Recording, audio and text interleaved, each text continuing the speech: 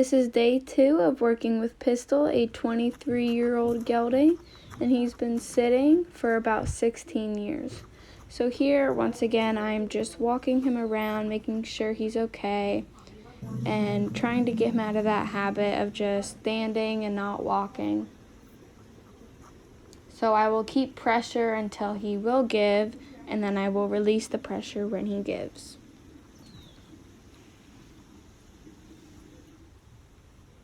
Once again, I'm just walking him around to let him know he's safe and he's good in the environment.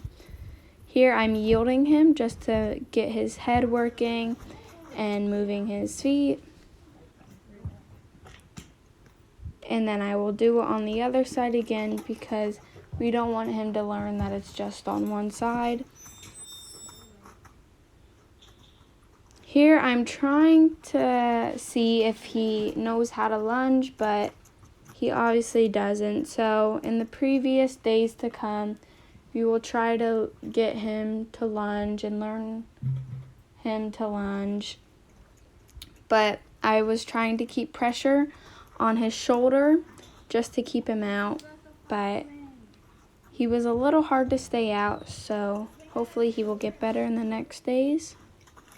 Yeah, Rowdy didn't really know how to lunge either. There you go. So here I was still giving him pressure on his shoulder just so he can get out of my bubble. And here he would not lunge at all and he would not walk. So we gave him a little backup and just to correct him.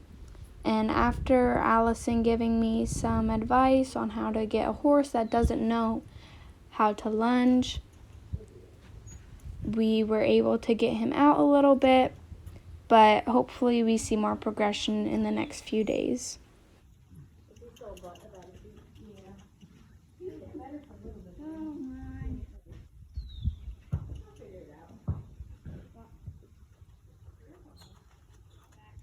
So here I am backing him up and he wouldn't back up, so I just kept stepping into him to get that pressure.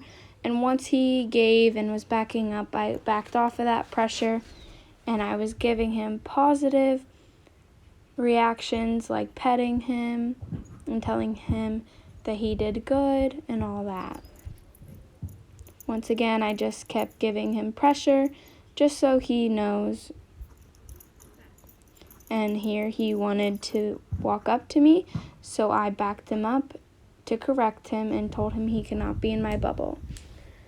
And here I am just walking him around and getting him to move so his mind is off something else.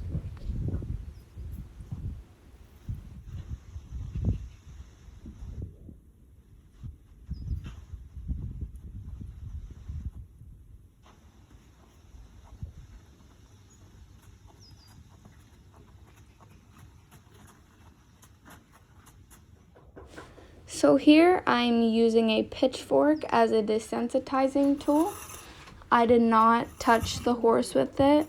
I was only going around him and I was being very cautious of what he was doing.